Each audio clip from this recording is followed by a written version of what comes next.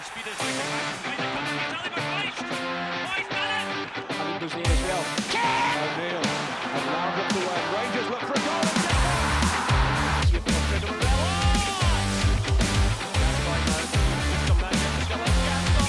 Oh yes! What's the foul? Oh, it's brilliant!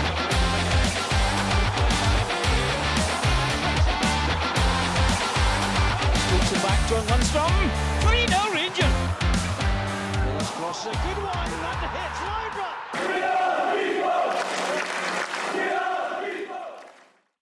Hello and welcome back to another episode of We Are the Podcast, a post-match review of the away game at Dundee today. Rangers coming away 3-0 victors. I'm glad to be back after my small hiatus for my trip to New York, hence the bonnet that I'm wearing. I never got to see the Roma game, so I don't want to kind of comment on any of that kind of stuff. But today was certainly a game of two halves, one infinitely more boring than the other, which seems to be a recurring theme for us as of late. But we can't really grumble with a 3-0 victory. How you been, Stevie? You miss me? Like the plague, mate. Like the plague. I'm all good, mate. How's Cheeky yourself? bastard.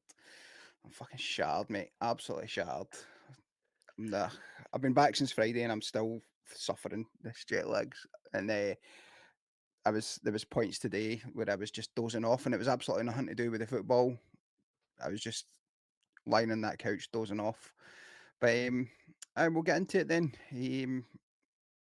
Obviously, we've got a international break coming up now. We're not back again until the 22nd. So content wise, we'll probably be a wee bit sparse, but we've got a couple of things in the pipelines. Maybe do like a season so far review, maybe some, I don't know, top 5 compilations or something like that, our favourite goals or something. We'll think of something.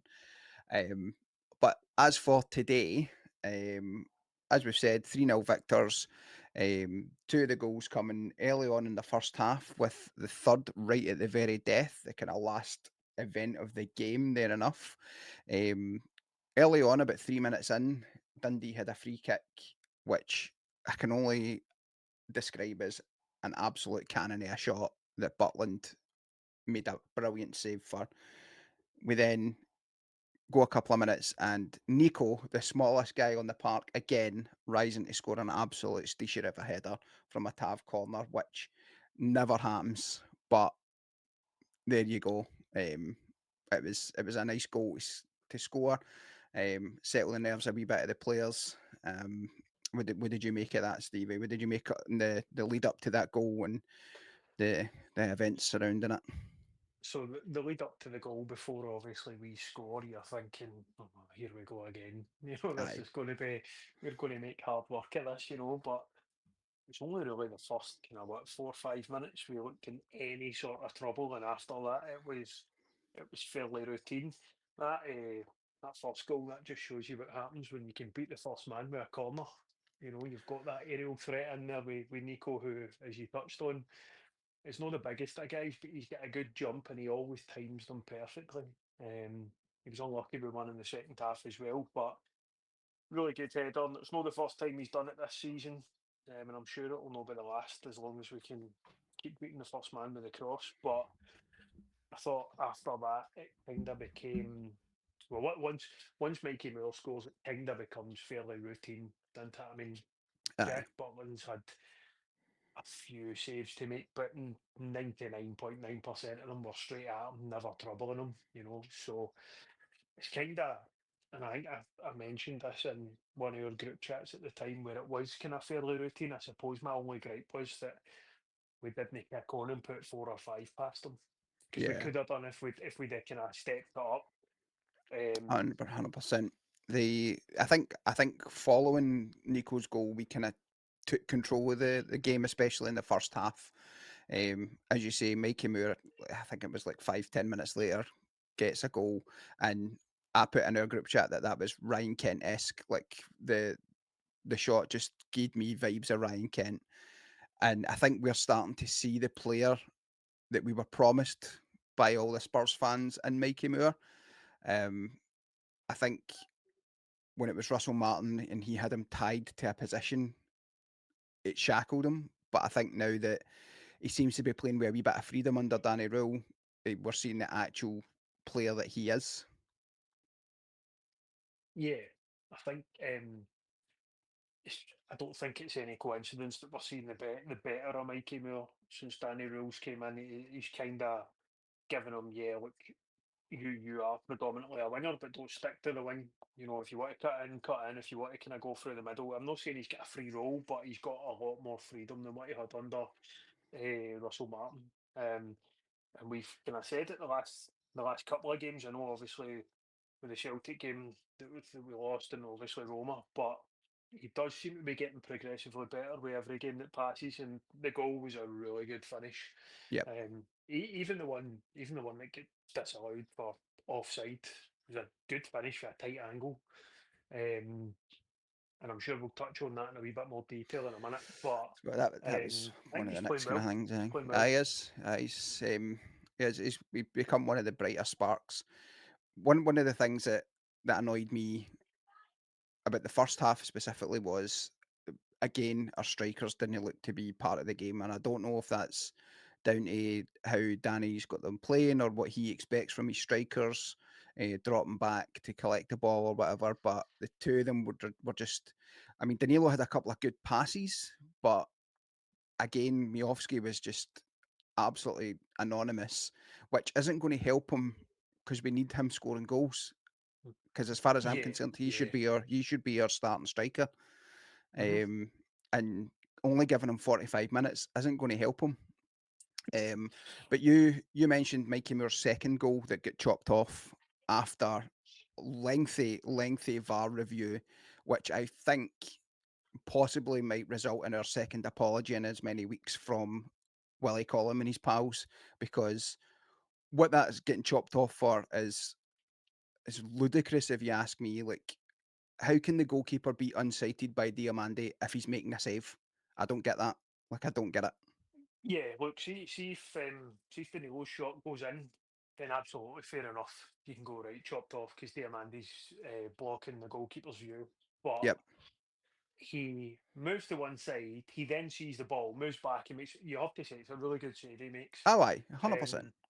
And then Mikey Moore puts it in. I genuinely before it even all of that kind of happened, Mikey Moore doesn't celebrate the goal because, as far as he's concerned, he's offside.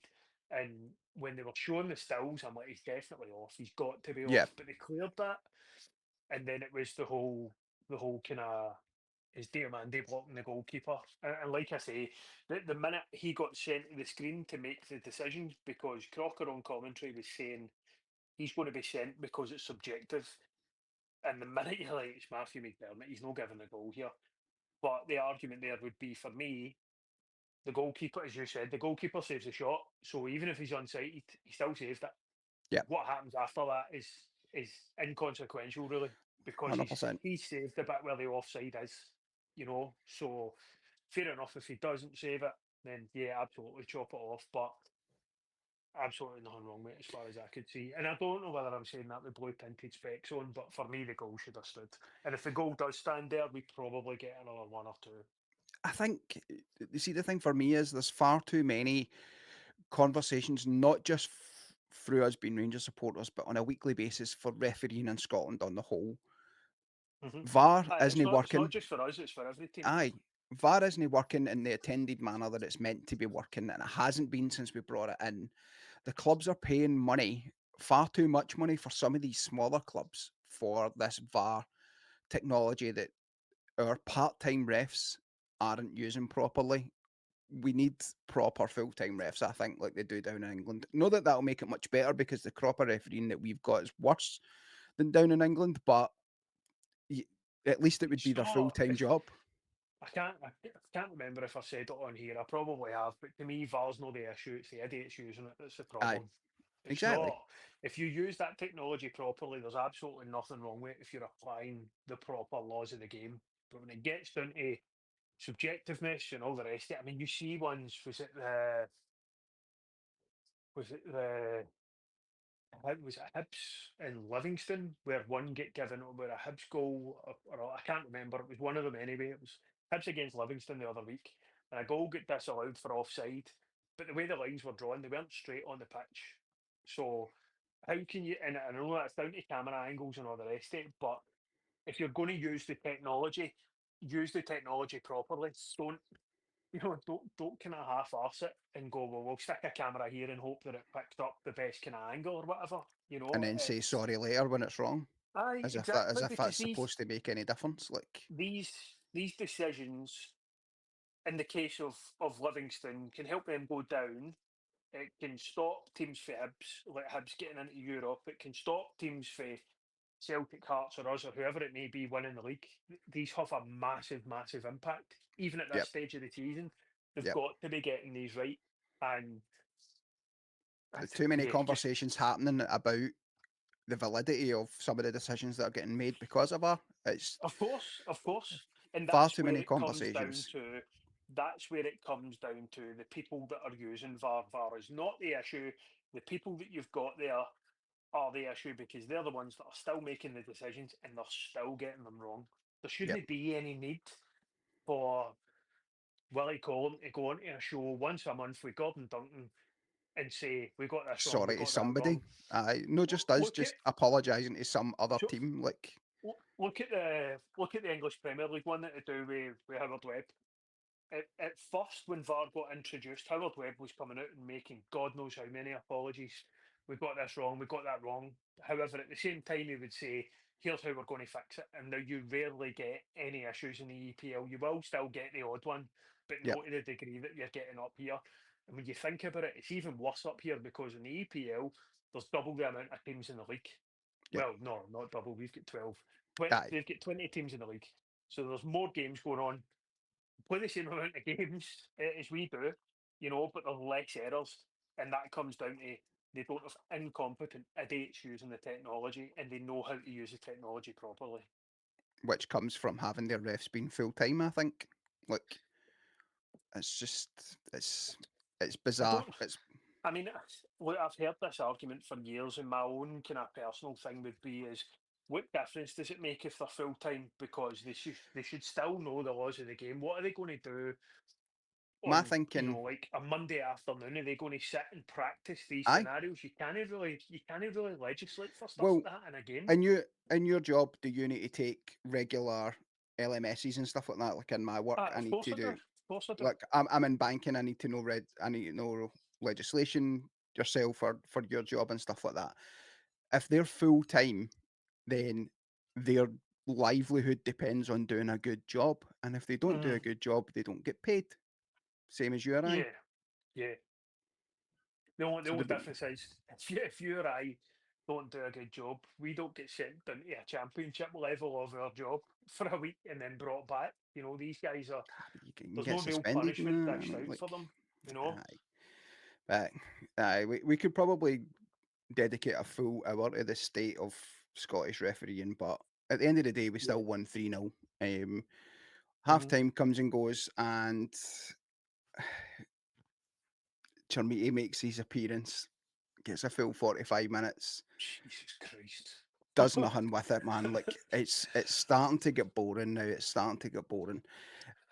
I'm not one for the old conspiracies and stuff like that. I don't really buy into all that. The only one I really bought into recently was that Thelwell was giving Everton a wee bung for spending so much money on Chermiti in the first place for them, and he feels sorry for them. But I'm starting to think that there's some sort of puppeteering going on by Thelwell to Danny Rule to get Chermiti playing. There has to be something because there's no way Danny Rule, who by all accounts so far now has shown us that he knows what he's doing, continues to play this dud. Like, I know that we need to try and probably in the future recoup some of that 8 million. If we get even a quarter of the 8 million back, then Mate, we'll if this probably have keeps done going, something if well. this keeps going the way it's going, we're not going to recoup anything. I Absolutely said nothing. in the group chat, or no, I didn't say in the group chat. Sorry, I posted on Twitter. Just terminate his contract now and take the hit man. Like, just get him gone. He's just so bad. He done nothing, and then complained at the referee a good 2 or 3 times, Yeah, despite doing nothing. He was he just had he's one shocking. chance where he brought the ball down in his chest and done a wee kind of powder puff volley straight at the keeper for an angle that he was never going to score from with the way he was facing at the time. Um, I was very surprised that he took off Danilo and Miovski because there's none of them. I see it slightly differently for yourself. I thought the two of them were linking the play quite well. I know that's not really what you want your striker to do predominantly, but Yeah, it's at least something and it's more than what Chermiti was doing. So I'd like to have seen these two because the only way these two are going to get a proper understanding, you can work as much as you like in training, but the only way they're going to get a proper understanding is by doing it in games. And especially when we were 2-0 up, we were absolutely cruising. Dundee were offering nothing. Just leave the two guys on and let them kind of thing me, see if they can work together. Because I think there would be something there between the two of them. yep. Um, but yeah, Chermiti's just he can't play as a lone striker. He can't play in a two. I'm at a loss with him, and I don't want to go down that rabbit hole of just constantly bashing him because I feel like that's all I do. But I know I'm not the only one. That I can be don't that know can be one of anybody that's the sticking up for him. we can do a podcast during the international break about how bad Chermiti is. Mate, I Eh, could sit here and rant for the next hour and a half about how bad Yusuf Chermiti is, but it's not going to do um, anything for me. It's not going to do anything for anybody else listening to it. they the rest of the half kind of came and went. Nothing major really happened. I think we all said at one point like it's just died in its arse that second half until about a minute and a half to go where Gassama decides he's just going to plop one in for the edge of the box with a lovely He was just finesse. doing Just his best Arjen Robin uh, impression that he's been trade known to do on trademark, occasion. aye, and gets Not his first league goal for Rangers because he's only really scored in Europe for us previously. It yeah, was a beautiful goal. All the goals today were really good, even the one that got chopped off. And yeah. you can't really say much else about that game like that. Again, it's another one where we get 45 minutes of good football, and then the other 45, be it the first or second half, is just terrible. Like where nothing happens. It I just seems to I be a think recurring theme. I want us to kind of when we're 2-0 up in a game at half time, I don't want us to come out and do what we've done in the second half. I want us to come out and go for the throat. Put a statement down on these guys. That's why I think Chermiti's the albatross around the neck of the team, man. Aye, Him being on or him coming on absolutely kills any sort of like forward momentum. aye. Like I mean, treat these guys like the jobbers they should be. Exactly. Don't be going out and going right. Well, 2-0's fine. We'll just pass it about and then we'll score last minute. Like because you can bet your life that if Dundee had scored 65, 70 minutes, that they would have we would have started to panic a wee bit. So it's one of the ones where you're like, just go for the throat and make it as comfortable Aye, as possible. I know we were comfortable at 2-0, but we could have made it so much more comfortable. definitely. So obviously the game finishes and we're now 3 league games on the trot with victories, which is the main kind of thing that Danny Rule had said he wanted to get going when he first came in, was to get a run of games where we do rack up wins. Obviously we're not going to count cup games and Europa League games because the actual league is where we want to be successful first and foremost. So I'm kind of happy with that. Um, Prior to the game, there was a lot of chat about the Remembrance Day tifo that the Union Bears had put together and stuff like that, and they weren't allowed to take it in. My understanding for reading online is that you're not allowed to take tifos of any kind to away games anyway. Um, but I think that But we do it anyway. we do it anyway. But I think that the pre-match shown with the Dundee pipe band and the minute silence, which was impeccably met by both sets of fans, and then Yep, the Dundee tifo was all well and good. I think that was an adequate showing of respect. absolutely, completely agree. Impeccably observed by both sets of fans, which was really good to see after what we've seen with Hibs and St Mirren last night. I think it was Hibs fans though. Most likely. So yeah, aye, more than likely. Um, So yeah, impeccably observed the way it should be. With these things, I've always been a big believer in. See, if you don't agree with what you're standing in silence for, rather than shouting or booing or coughing or whatever, just stay on the concourse until it's done. You Yeah, don't need to you don't need to ruin it for everybody else that wants to observe it. You yeah, know, stay in the concourse or don't go into the stadium until after it. It's that simple. You don't need to be a dick, whether you believe in it or whether you don't. Each to their own. So it's kind of, yeah. Again, I could probably sit and rant about stuff like that till the cows come home, but I'll leave it there. What I will aye. say is just to go back on the kind of Danny Rule stuff. I think now that we're heading into an international break, we could say Europe's been a disaster. The League Cup, it is what it is. I had my rant with that last week with you and Cheech. But League, been impeccable. 3 wins in a row, 2 clean sheets. Can't say anything more than that. It's been brilliant, So when you consider we've 2 of those 3 were away games. Dundee, who we drew with at Ibrox earlier in the season, and who beat Celtic a couple of weeks ago on their own patch, to go and obviously keep 2 clean sheets away from home, really good. So you get 9 points out of 9 in the league. You can't really argue with that. And you just have to hope he can get a wee bit more of the point across with this 2 week break now. I know we're going to lose some people to international duty, but the ones that are still here, hopefully he can start to kind of drill his ideas into them now that he'll get a wee Yeah. bit of time on the training part with him. I wanted to touch slightly on Oliver Antman because I thought he looked quite bright when he came on today. Aye, so that Um, actually, aye, that's a good point. Aye, he put a good cross in for Nico, who had a header. It was a really good save for the goalkeeper.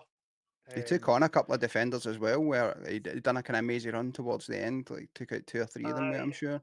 probably about as close to his debut performance against Pilgrim. Belgium that we could have got off him. So, because we were really, really excited about him after that game, and it just disappeared like a fart in the wind after that. So hopefully he starts to get a bit of confidence. Um, I was looking at, like, when we were coming off at full time, you see like the subs and that coming off the bench. I mean, you've still got people like Bayrami there. There's got to be something that guy can offer, you Yep, know. totally. And then you've still got Lyle Cameron, who was really unfortunate not to get on the day, just because of Cornelius getting Cornelius. injured. Aye, Yeah, otherwise he would have been on. Um, but seeing, Connor Barron coming on, who's been love playing the well wee for man. us, Love the wee man. really good. I'll be delighted when he finally scores for us. Um, seems to be taking an age. Um, Literally the only area of concern for me is still the striker, because as much as I like Danilo Miovski, you know, never scored today. I know Danilo had that shot that the keeper saved with the offside goal for Mikey Moore. Um, but yeah, look, I think there's a lot to be positive about. I'm not going to get carried away. I'm not going to Yep, sit here and say, we're going to win the league or anything like that, because I think the damage had been done under Russell Martin. Um, but I think we should be, as long as we can keep going and see where we are, and try and get a wee bit of experience maybe in January in the door. And I don't yep, mean, by experience, I don't mean sign a 34-year-old journeyman or whatever.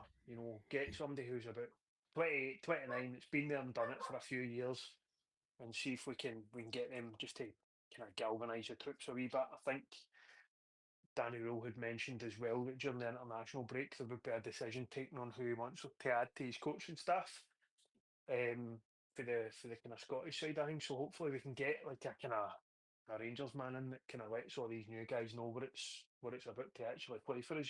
So I think there's a lot to be positive about. As I say, Europe's a write off. That's Doesn't really matter what we do now. I don't think we can even make the playoffs even if we kind of put a couple of good performances in. But yeah, all in all, a routine victory to send us into the international break. You can't really ask for any more than that. aye, definitely. I think I don't know if it's still possible for us to make the Europa Conference League, but I don't even think I would want that. I would think I would just like us to drop out Well, of you Europe don't, you altogether. don't, you don't, You don't make the Conference League. I You're thought it was under a certain amount, like no, go into so the it's like Conference League now. the top eight. The top eight I cannot get on board go with this new through. structure at all, man. Now, somebody might tell me I'm wrong here, but I believe the top eight go through. Uh-huh. 9 to 24 play each other in a playoff, and whoever wins those games goes through with the top eight, and everybody else is just Out. sent to fuck. Basically, I am sure that's the way it works. I could be wrong. Anybody wants to correct me in the comments, feel free. But my understanding is you just get sent to fuck. Basically, if you don't finish Just top 24. well, that's fine then. I think not having the Thursday night game might actually do us a wee bit of good for a little while. Because obviously As for the much past 4 or as 5 years we've been going deep into the tournament, and come February, March time we're still playing Thursday night games, and then we're it's obviously blown out taking our its arse in the toll. league. Aye, Yeah, I definitely. think Europe, as much as we've had some brilliant nights over the last kind of 5-6 years, Europe is a distraction that we just do not need right now. We Yep, absolutely do not need it. I know, and I fully understand the money side of it. You know, we bringing in decent money and all of that's a knock-on effect of who we can buy and whatnot. I totally get that, but right now where we are, we need to get our domestic house in order first. You know, agreed. start winning leagues and cups and whatever else, and then start to worry about right. Okay, Aye, let's see if we one can do something in Europe and make a bit of money here. You know, one hand washes the other, man. Like we can't have exactly. one and not have the other kind of thing. Like we need to be playing well domestically to get into Europe, and Aye, then absolutely, we need absolutely. to play well in Europe to get the players in to continue playing well domestically. Yep. It's a symbiosis, man. It needs to go together. But that being said, we've actually went a lot longer than we thought we would. Um, Aye. That before we always do, happens, though. aye, Always before happens. before we do call it there, obviously we mentioned at the beginning that we'll be doing some stuff during the international break. Obviously, drop comments and stuff like that. Let us know if there was anything specific that you would like us to do or anything you want us to cover. And just a big congratulations to our co-host Charlie Boy, who's not on the pod today because he's still at work. But tonight, him and his good lady are going out to celebrate closing the mortgage on their new house. So congratulations to those two. Aye, congrats, Cheech. And we'll call it there, I think, Stevie, and we'll be back at some point during the international break. If not, it'll be the 22nd of November for our next league game. Nice one. Right. And we'll see you later. Catch you later. Cheerio, bye.